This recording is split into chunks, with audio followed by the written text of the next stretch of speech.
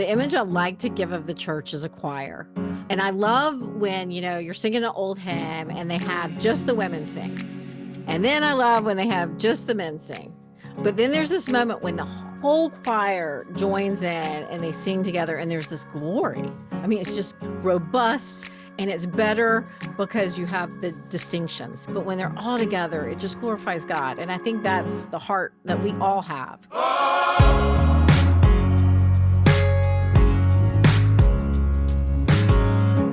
Welcome back to The Everyday Pastor, a podcast for pastors on the nuts and bolts of ministry from TGC. I'm Matt Smethurst. And I'm Duncan. And in a previous episode, Ligon and I talked about the value of the sisters in our churches and the contributions and gifts that they bring. And we thought about how pastors can consider the experiences of women in our churches in order to shepherd them well. And this time we want to get even more practical and talk about the nuts and bolts of women's ministry in the church, acknowledging that that's going to look different in different contexts. And yet we wanted to have an episode where we brought in some help. And so to help us today, we have our friends Courtney Doctor and Melissa Kruger. Both of them have served on staff at local churches in the past. Both of them write resources for the church. Courtney is a mother of 4, grandmother of 5. She serves as the director of women's initiatives for TGC. And Melissa is a mom of 3. She's married to someone you pastors may be familiar with, Michael Kruger, professor at Reformed Theological Seminary, author of many helpful books. And Melissa serves as the vice president of discipleship programming at TGC. Also, Courtney and Melissa are the co-hosts of a new TGC podcast for women called The Deep Dish. So be sure to keep an eye out for that and encourage sisters in your congregation to check it out. Courtney and Melissa, welcome to the show. Thanks for having us. Yeah, we're glad to be here. As I mentioned in a previous episode, Lig and I shared some of our own experience of seeing women participating in the life of the church, ways that we can foster and facilitate that well without compromising any of our complementarian convictions, which we don't apologize for. We are happy, joyful complementarians. We trust that that is God's design for the flourishing of both men and women in our churches. And yet, we want to have churches in which not only the men are flourishing, but the women are as well, where we're partnering together for the work of ministry. And so we want to think about practical ways that that can be done well. So let's just start there, kind of on this broadest level. I'd love to hear each of you talk about what are some practical ways that you've personally experienced men and women partnering well in ministry.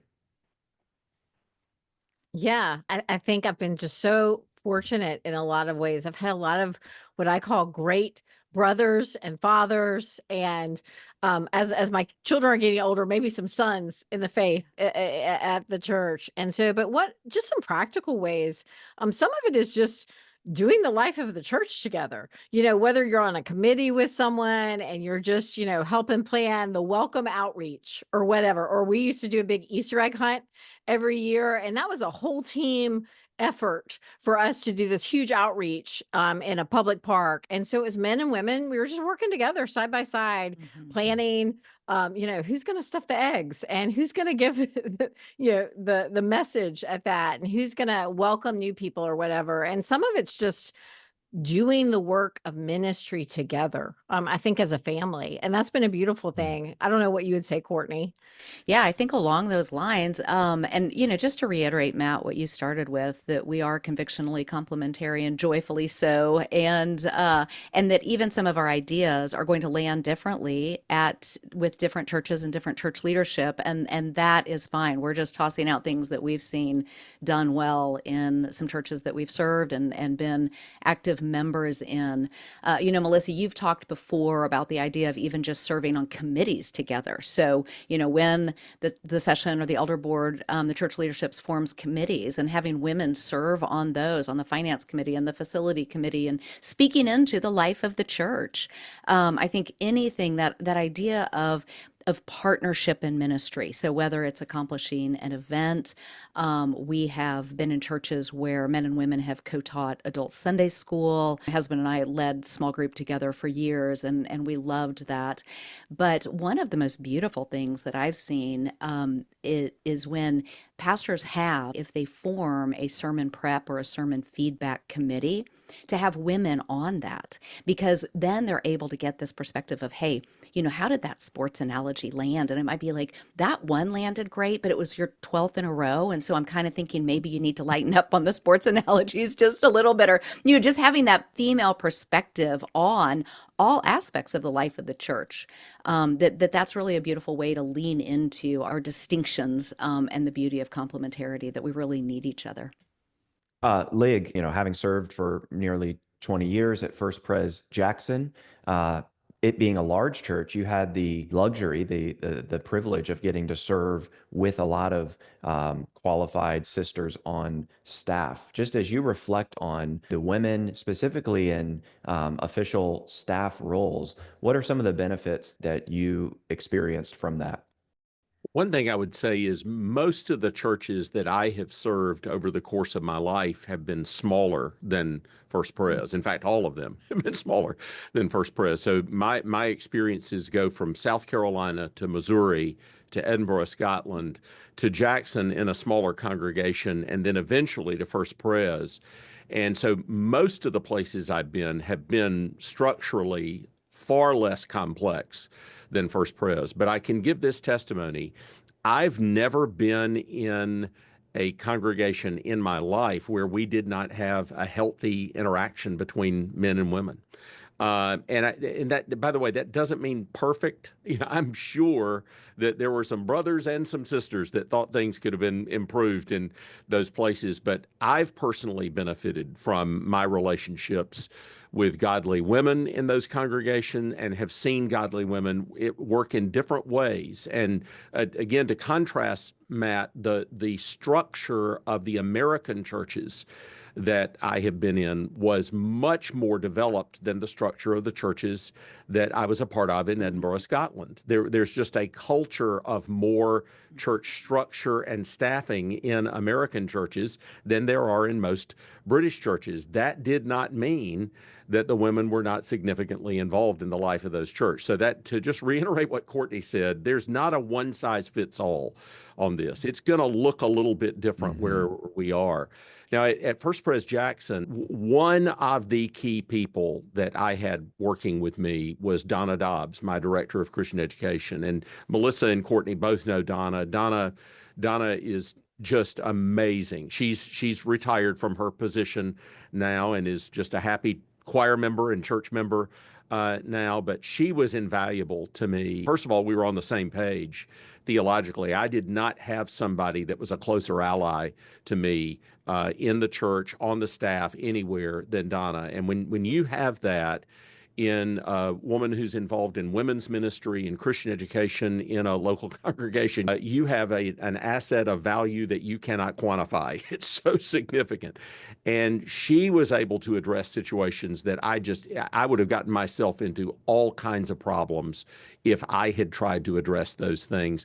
And she could say, I'll take care of that for you. Don't worry about that. I'll handle that. And I very thankfully, I think my whole church staff was that way. We tried to do things for one another that would help one another advance our ministry and service to the congregation. And so I think we had a very happy and productive environment for church staff. And it was one that really served the congregation well. I think the women in our congregation very much respected the elders and had a healthy relationship with the elders. But having Donna on the church staff also gave them a window into the structure of the staff, and it gave them a window in what we were trying to do to foster their discipleship. And that was just only good for the church. Donna could help cultivate women in the congregation that had teaching gifts that wanted to invest in other women in the congregation. And that was a big part of what I did with her is help in teacher training. But she was sort of teaching women to teach women before it was cool to teach women to teach women. And so that was a great enhancement to life at First Pres. Did you know that I actually came to faith, or at least my faith really came alive under Donna's leadership at First Pres, the women's ministry at First Pres? We were in Jackson in the early 90s. A lot of people think, oh, it's because we went to seminary. No, my husband, we were just coming to faith. It was an evangelism explosion group that came to our apartment and led my husband to the Lord. So we have a huge debt of gratitude to First Pres Jackson and Donna Dobbs, the amazing Donna Dobbs. No idea, Courtney, and that's so encouraging. And let me say, Donna carried on a legacy that had been started before her. Jean Patterson, who was the pastor's wife back in the late 1960s and 1970s, she was an amazing Bible teacher. And she had started Bible studies that were attended by 600 or more women from across all of the metro area in Jackson. And Donna continued that legacy and actually taught more women to teach Bible studies in that way. And I could tell you lots of stories like the one that you just told me of women who came to faith in Christ, who they were just on fire for learning the Bible, learning the scriptures, applying it in their lives, in their work life, in their life with their families, etc. It was just a blessing to be able to see that. And I can take no credit for it at all. It was, it was all the Lord, and it was all these godly women in the congregation that did that ministry.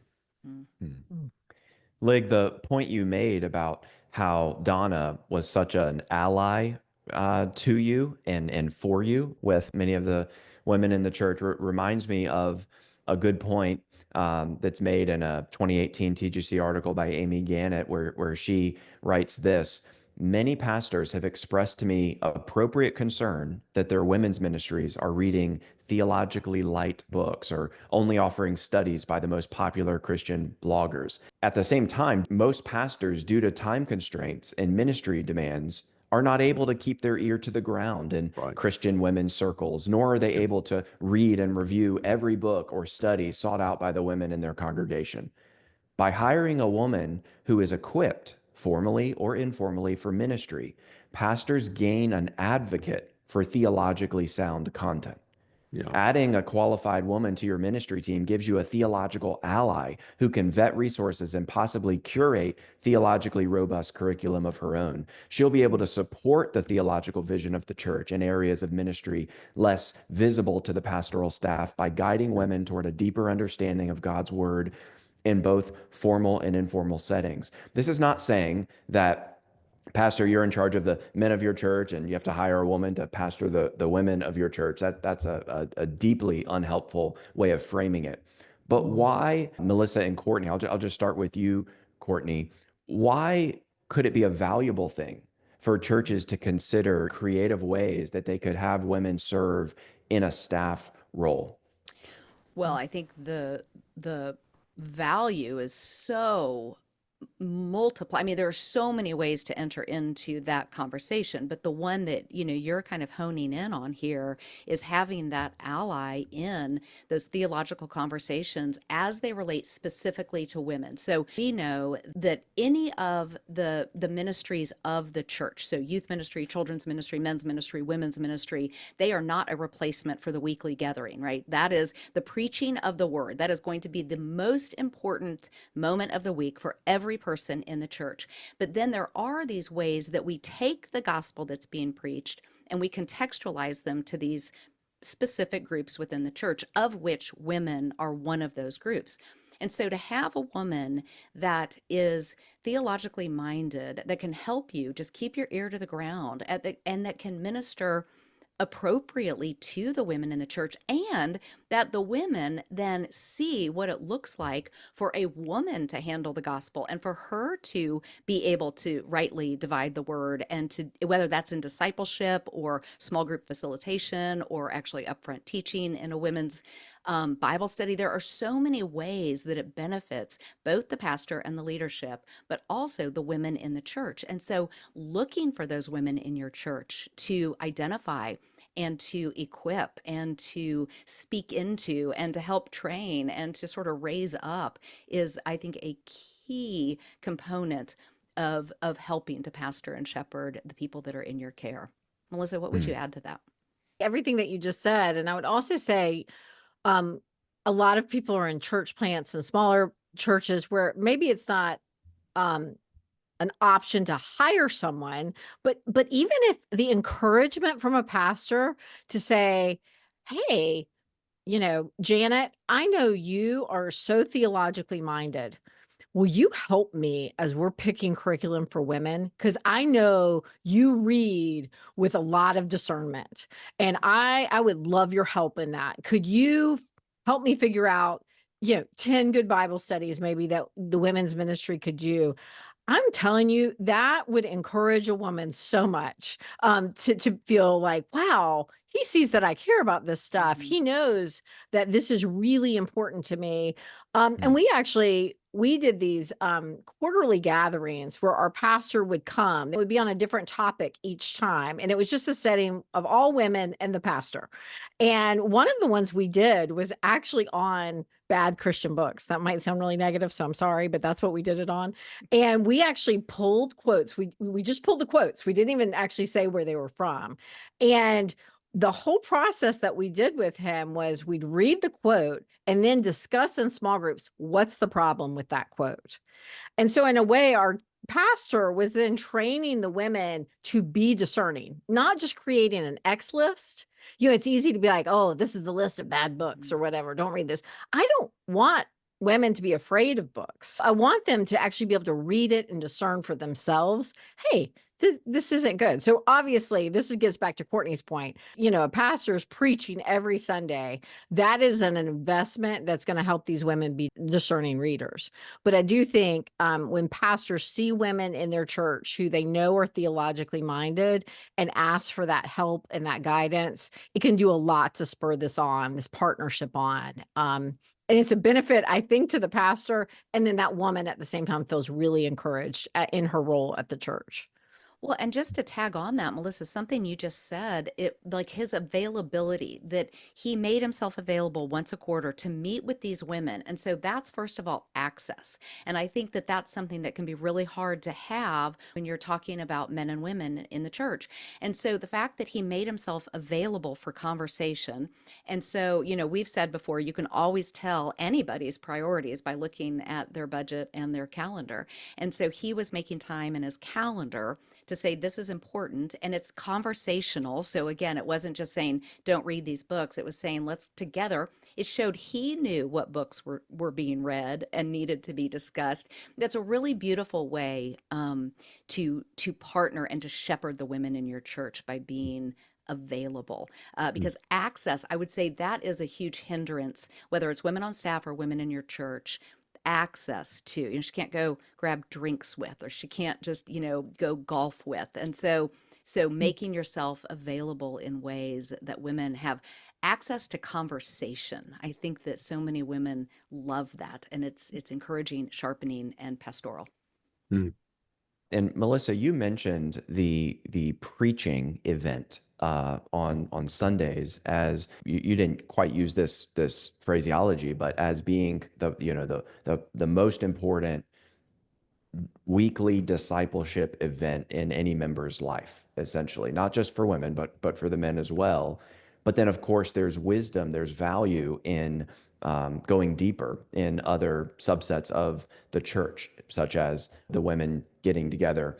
How would you respond? And I want to frame this conversation positively, but I think it would serve pastors to just respond to a potential objection or uneasy feeling that we do encounter sometimes as pastors, where it may not be explicitly stated like this, but the impression one can get from a well-meaning sister in the church, preaching, that's fine. Corporate worship, that's good. I come on Sundays, but I have to get my real discipleship from someone who really gets me. And that can't be my pastor. That can't be the sermon because he's a guy. How would you respond to that mentality? I would say, I believe in both instances, it's the word that's doing the work. The word being preached. It's not the person even in that role doing it. I think Right. that's what they're proclaiming.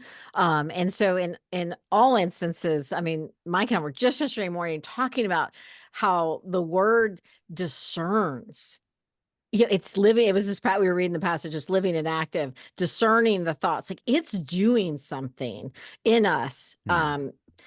That is supernatural. So in some ways, I would say we know we're called to be in church every Sunday. Do not give up a habit of meeting together. That's the primary place that we need to be every week. And I actually always say to women, and sometimes women's ministry leaders don't love this. I'm like, it is extra for them to come to the Bible study. It's not a requirement, because some women's ministry leaders will want every woman in that church at that Bible study. And I'm like, actually, they need to be at the church service on Sunday. That's the primary place they're going to hear the word taught.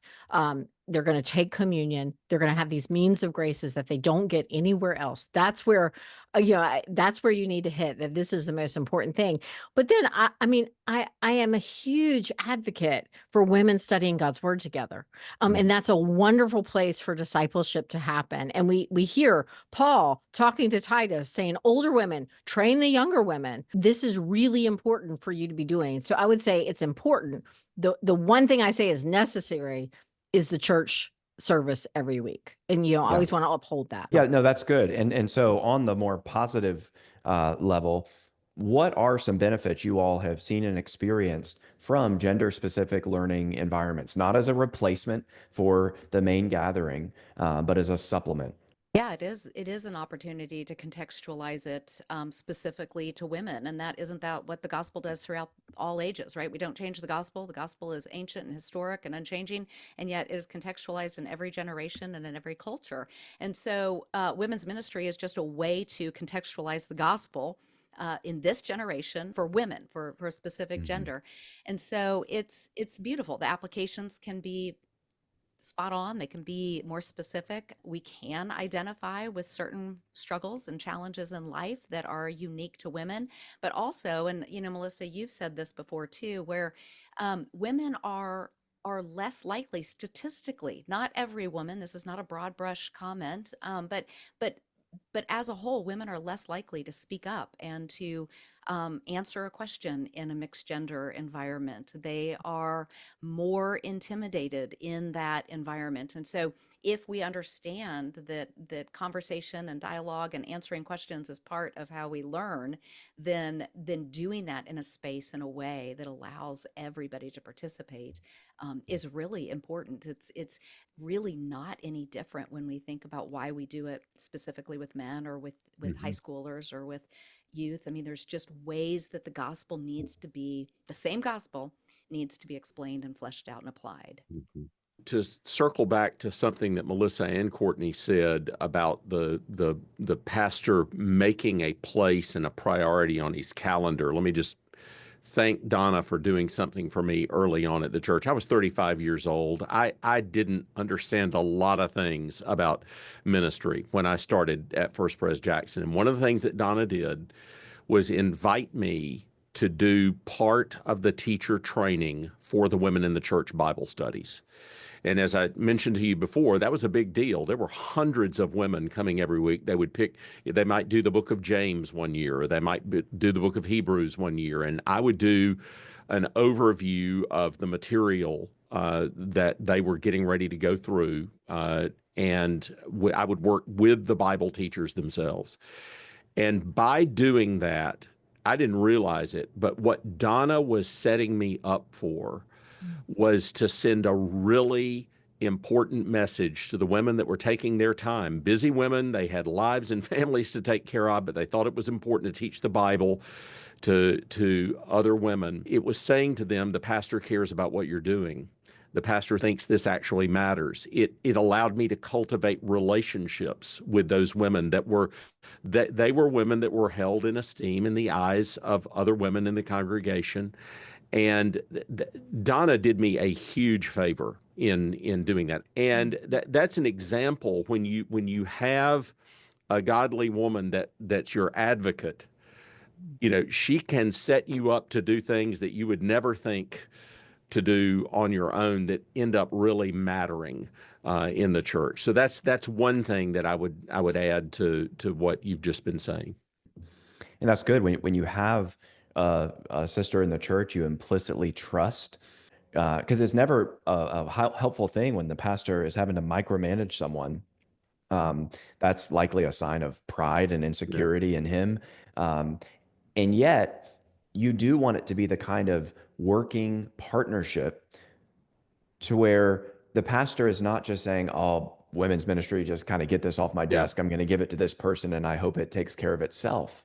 No, you're not micromanaging, but you are overseeing, encouraging, equipping, checking in, asking for updates, Yeah. so that the sisters who are helping disciple the women don't just kind of feel forgotten about, like they're on an island. Melissa, you have a lot of experience, not only serving on staff yourself in churches, but also talking to, working with other women who have done the same thing.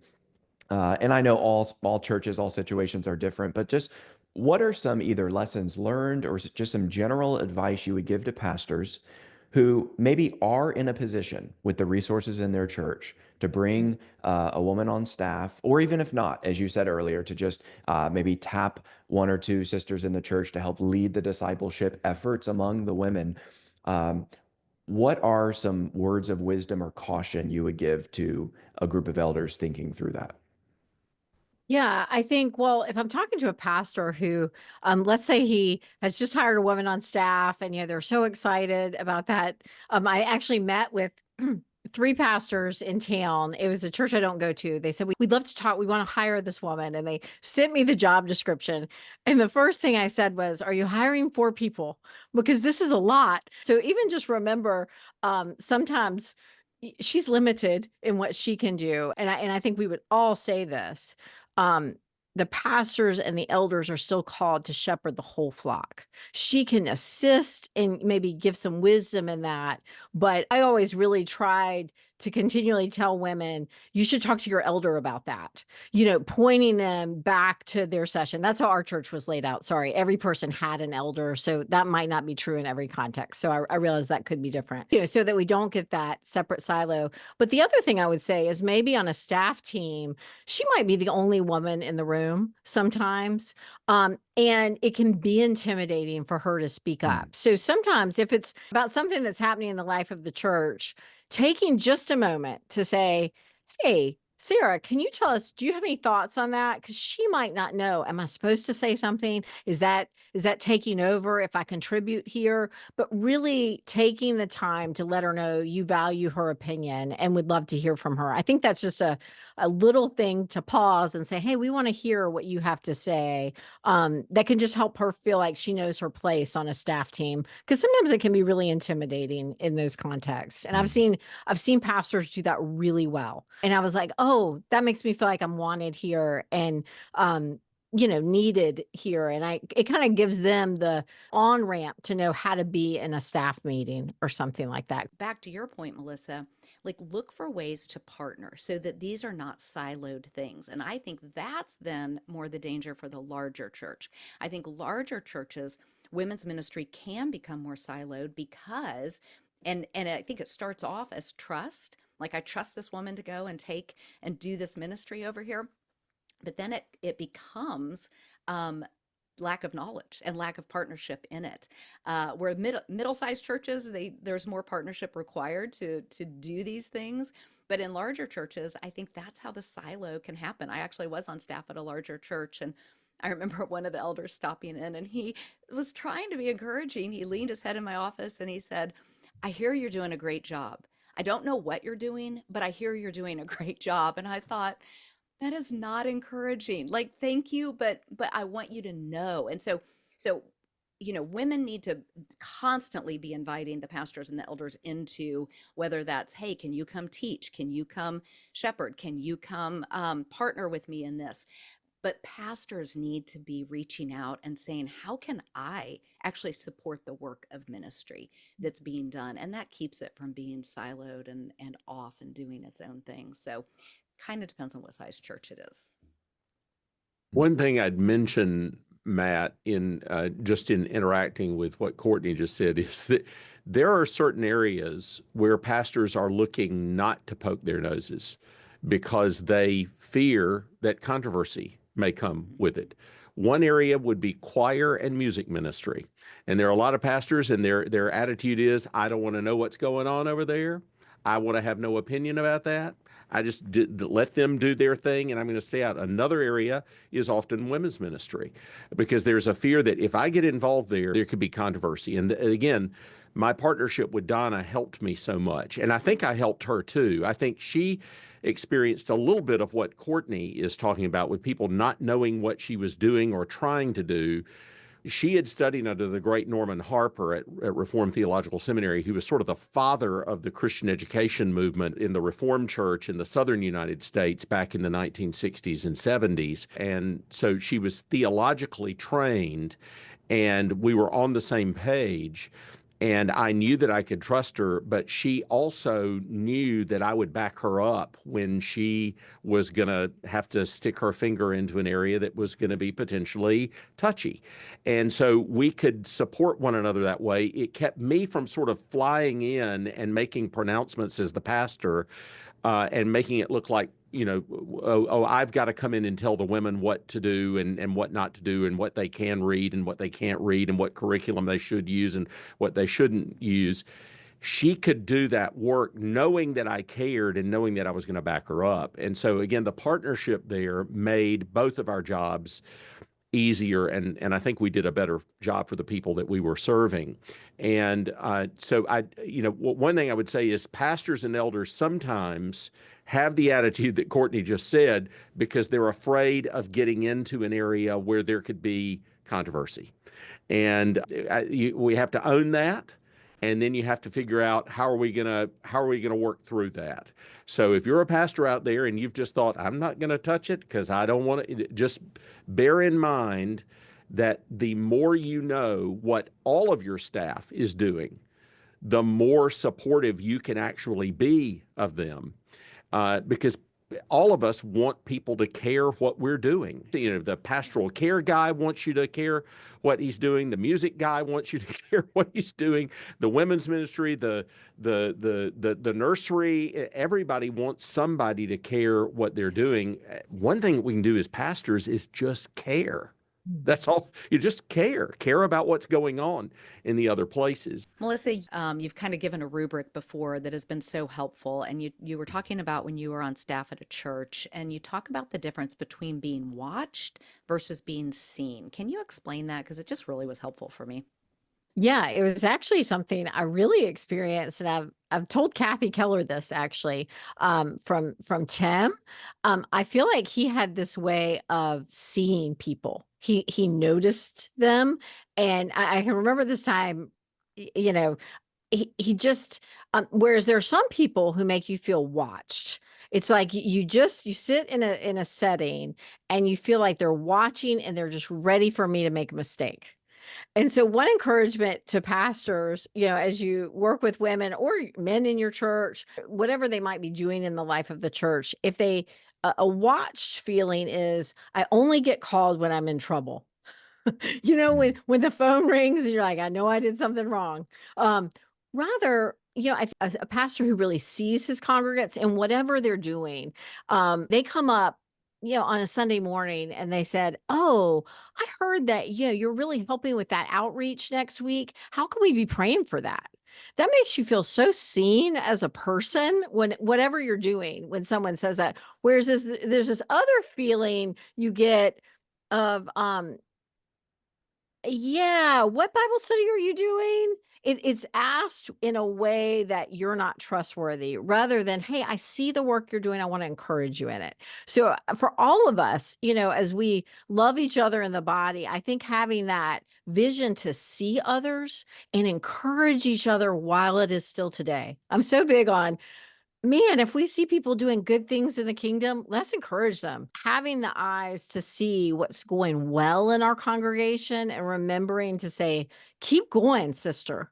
That means so much. The pastor's words in the pulpit mean so much, but man, your words in the hallway, they mean a ton. I can't tell you how much ministry can be spurred on from a pastor just saying, I see you. I'm so thankful you're doing that, and I'm cheering you on. It's unbelievable what you can spur on. I even wondered when, Ligon, when you were talking about Donna and even her predecessor, if it was a pastor that invited them into that space to say, I see some gifts in you and we could use you in the church. I know that's my story. Yeah. At two different churches, it was a pastor that first said, hey, do you want to co-teach a class with me? It was an adult education Wednesday night class. And, he invited me into that space and then kind of taught me how to do it. And it just means the world, doesn't it? When you are seen. I'm struck by Romans 16, for example, and all the women that Paul names and publicly commends. And so when it comes to commending, encouraging the sisters in our church, this is something, yes, you can do privately, but also you can do it publicly. You can do it from the pulpit, identifying evidences of grace in various men and women in your church who are serving well, and it's just a way to model that kind of honor that the gospel produces, a gospel mentality produces, as we're aware of what the Spirit is doing in and among us. As we kind of wrap up this episode, I'd like to just end with any practical ideas that you would commend to brothers' consideration as they're listening to this when they think about women's ministry. I would say just ask, equip, and partner. Those would be my three words that I would say to my brothers. And so, if the pastor's job is to equip the saints for the work of ministry, just even what you were saying, women are necessary and essential to the work of ministry. It's the active proclamation of the gospel going to all the ends of the earth. And so ask women to step into those places of where they can serve, like say, oh, you would be really good at that, like I would like to have you serve in this way, and to partner with the mission and vision and values of the church in this particular way, and then look for ways to equip them.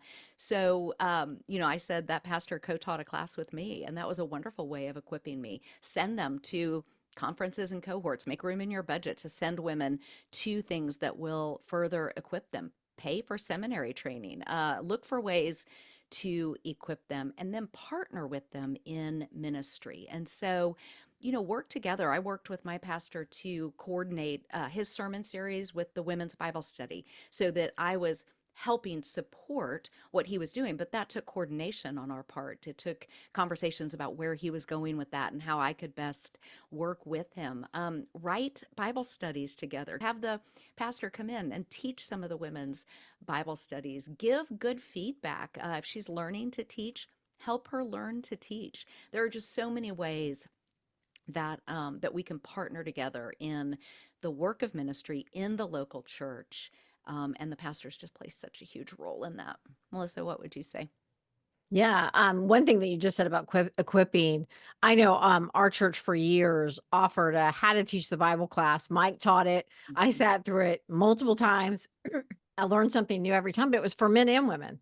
It was just a Sunday school class, and everybody could come to it, and it was a great environment, to learn. So if I could just encourage, have Christian education ongoing in your church in general. That helps both men and women to be able to continually grow.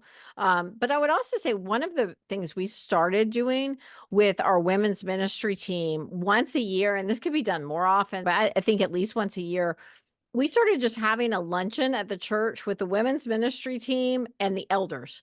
And it was really a lovely time. It was just a time where we all got to just sit at tables and share a meal together. We'd have some questions at the table. What are your biggest concerns about what's happening in the church right now? And just have the discussion to hear from each other about what's going on.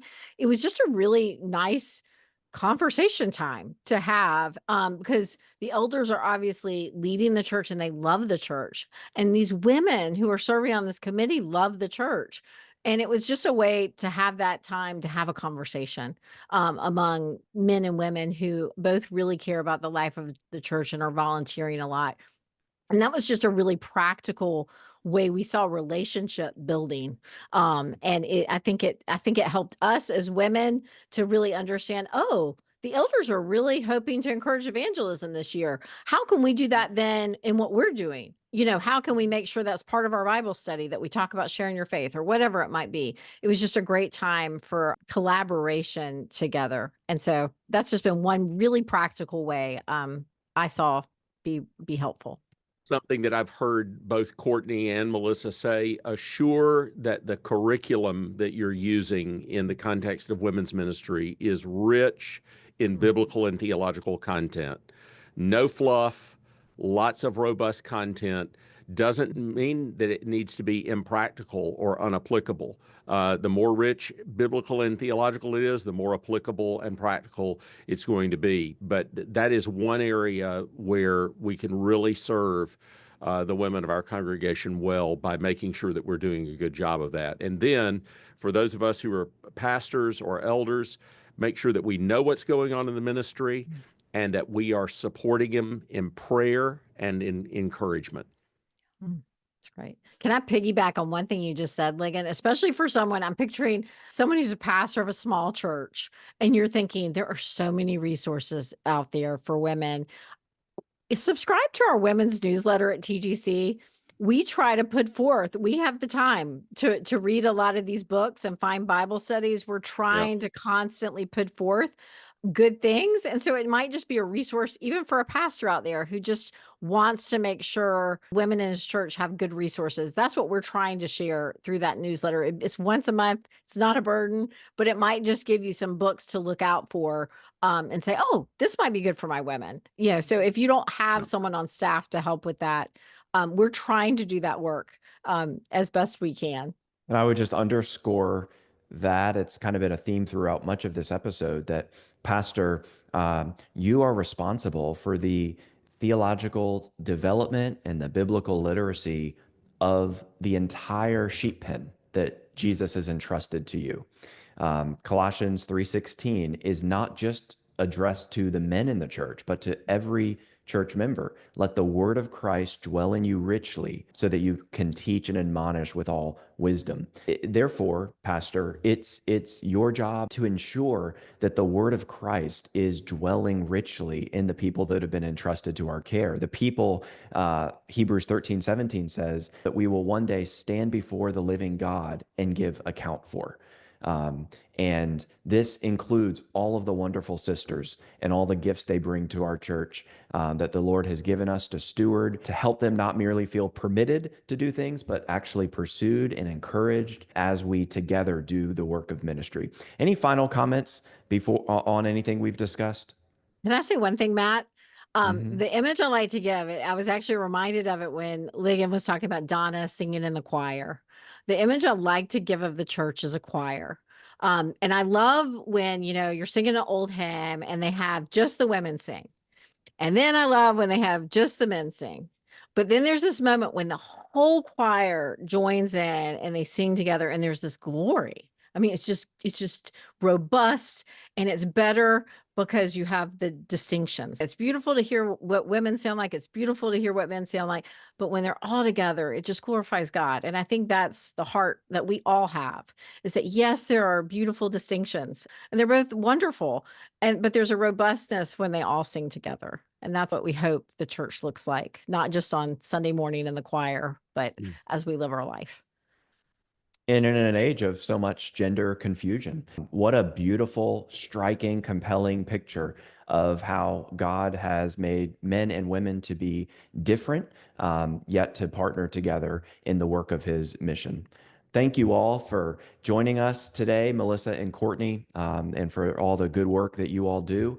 We pray God's blessings on your Deep Dish podcast in the years to come.